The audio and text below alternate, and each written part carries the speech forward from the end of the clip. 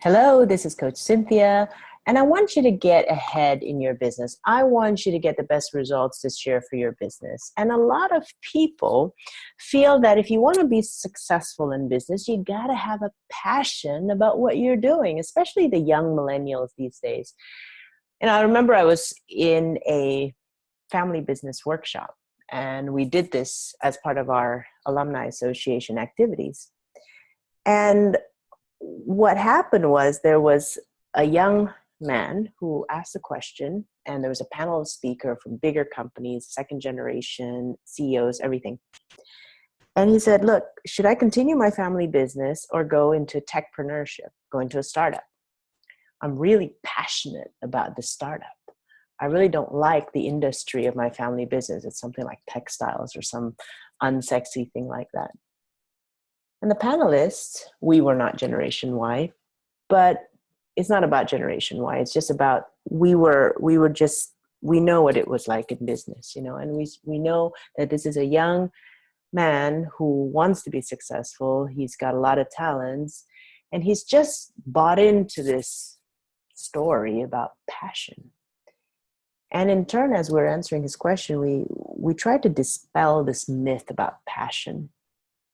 There's another story. When I was in a seminar, a young entrepreneur startup said that, it's really hard to make money in my industry. I'm a photographer. I was like, why'd you get into photography? Well, it's my passion. I love it. It's fun. I said, well, yeah, if it's fun, make it a hobby. Why don't you make it a business? In a way, of course, people can be successful in the photography business, but the way he was going about it was just doing things out of passion. I love IT, so I want to be a technopreneur because it's my passion. I love photography. It's my passion. Well, you know what, guys? Passion is overrated. One of the panelists, she said something really, really insightful. She said, passion doesn't get you successful. Responsibility does. If all you can do is do something you like, you'll never be able to survive in business. Business success is so full of doing things that you don't like. It's almost like this whole word fun. You must be willing to have fun if you're going to succeed in business. It shouldn't be interpreted as you must be willing to do only things that are fun. That's not what it means. You must have fun, meaning you must find the fun. The original fun slide is you must be willing to have some fun. Willing, not wanting, not wishing, not only wanting to do what's fun. Willing is a decision. Willing is a decision to say, whatever industry I'm in, whatever's happening in my business, I choose to see the fun in this. Not only when it gets easy, not only when it is my passion, my hobby. The industry is not your hobby. I remember 1996, I started working in this chemical company, and then I was transferred over in the early 2000s to a pest control division in the same company.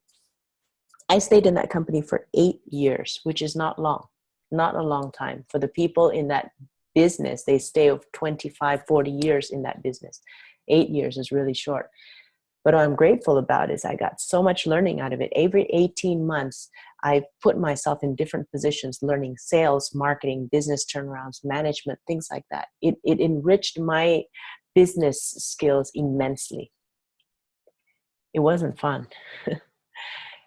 The fun part of it was that I was willing to see the fun because I knew that in my career, one day I was either going to be a CEO or going to be a business owner. The fun of it was learning how business worked. And the more I can get into a business that's already finished and it had problems, similar to some of you maybe in a family business, should you start your own business or continue your family business? They both have learnings. And I'm not saying one is better than the other, but here's the thing.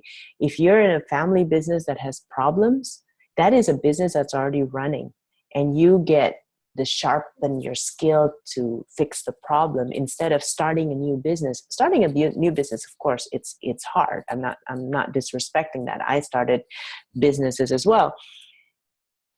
But it's the first 5-7 years, you're always going to go through that same lesson.